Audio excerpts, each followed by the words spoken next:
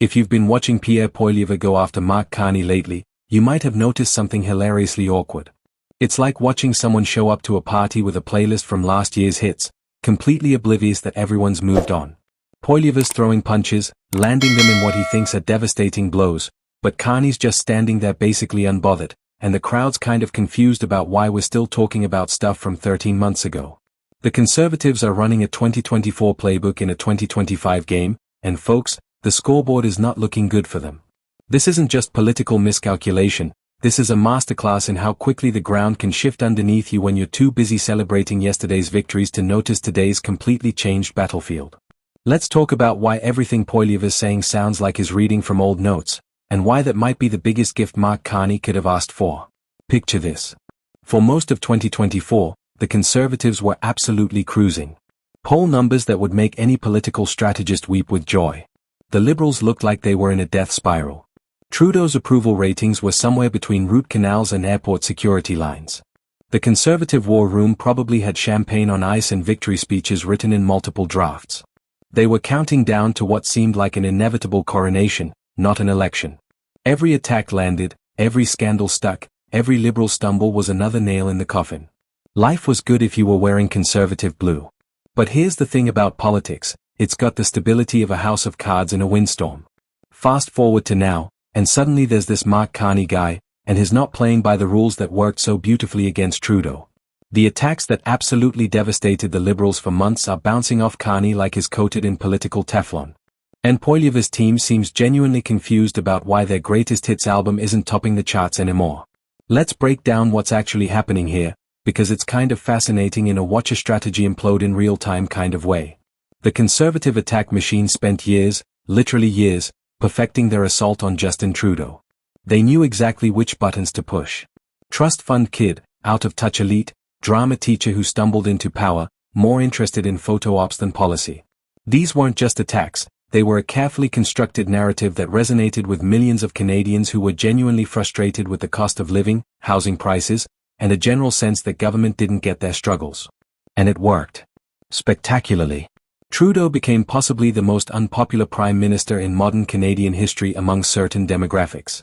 The Conservatives built an entire political identity around not being Trudeau. Their fundraising emails, their social media content, their rallying cries, everything was architected around the central thesis that Trudeau bad, Poilievre good, elect us and we'll fix everything he broke. Then Trudeau said his stepping down. Plot twist nobody saw coming, except apparently it completely blew up the Conservative strategy. Because now they're facing Mark Carney, and suddenly all those attacks that worked so well feel like they're from a different era. Carney's not a trust fund kid, he's a literal former central banker who ran the Bank of Canada and the Bank of England. Calling him economically illiterate is like calling a fish bad at swimming. It just doesn't compute. The Conservative playbook keeps calling Carney an elitist, which sure, fine, the guy did run major financial institutions and probably has a very nice house. But the thing is, Poilievre's also not exactly showing up to rallies in a pickup truck he personally owns and drives. Both of these guys are wealthy, connected, and part of the establishment they claim to want to change. The difference is Carney's not pretending otherwise, and that honesty is weirdly disarming. Here's where it gets really interesting. The attacks on Trudeau worked because they played into existing perceptions. People already had opinions about Trudeau, and Conservative messaging just reinforced and amplified those feelings. But Carney's basically a blank slate to most Canadians. Sure, some people know he was a central banker, but that's not exactly the kind of thing that generates strong emotional reactions at dinner tables. So when Poilievre tries to paint Carney as this villain, there's no existing narrative to latch onto. It's like trying to make people hate a character in a show they've never watched.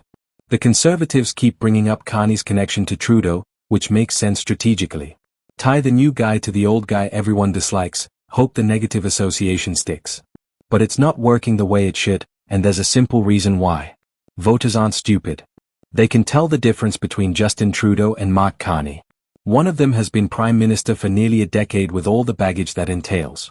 The other is a fresh face promising a different approach. You can't just slap a Trudeau sticker on Carney and expect people to react the same way. What makes this even more entertaining is watching the Conservatives realize in real time that their strategy needs updating, but they're pot committed to the approach that worked so well for so long.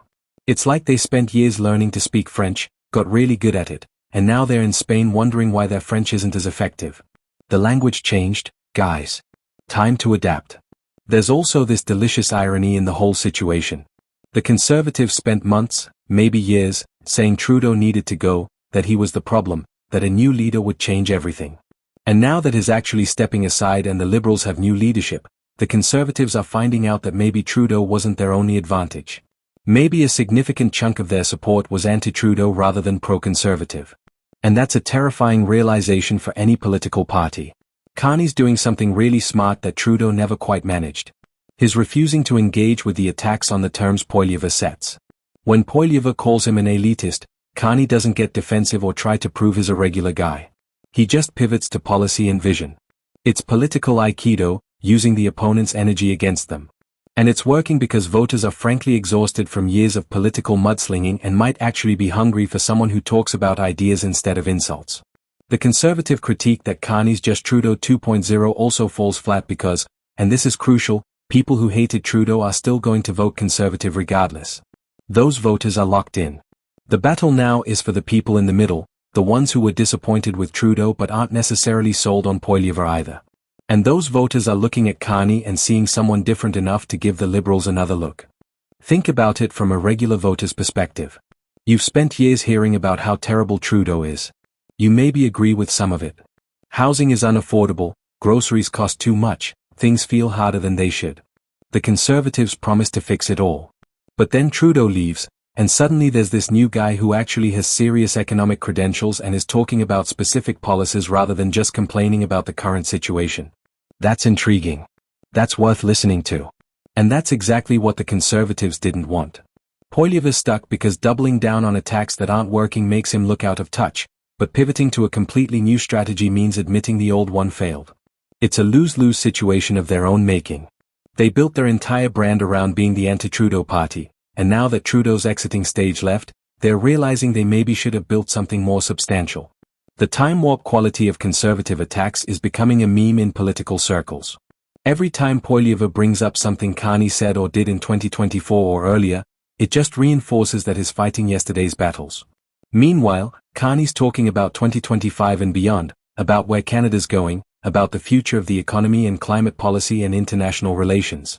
One guy's looking in the rearview mirror, the other's looking through the windshield. Guess which one voters typically prefer? There's also a generational element here that's easy to miss.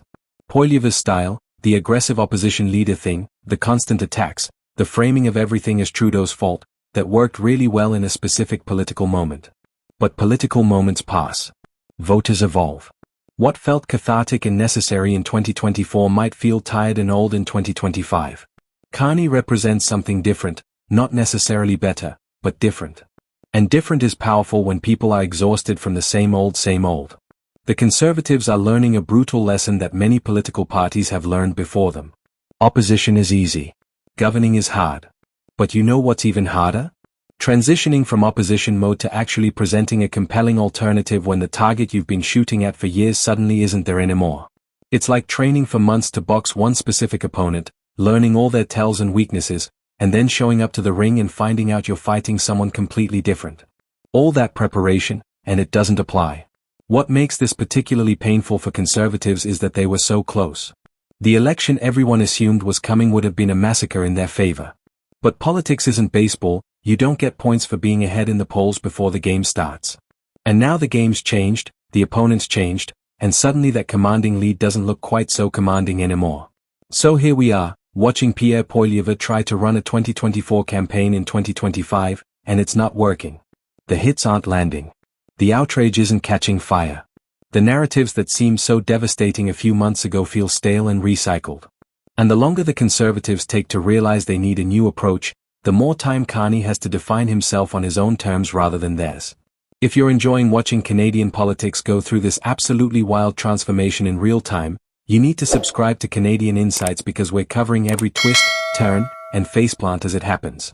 These stories are moving fast, the landscape is shifting daily, and honestly, it's the most interesting Canadian politics has been in years. Hit that like button if this breakdown made sense, drop a comment with your prediction for how the Conservatives adapt, or if they even can, and I'll see you in the next video where we'll probably be discussing whatever new development drops in the next few hours. Because at this rate, by tomorrow there will be 3 more plot twists we didn't see coming. Stay informed, stay sharp, and let's keep watching this unfold together.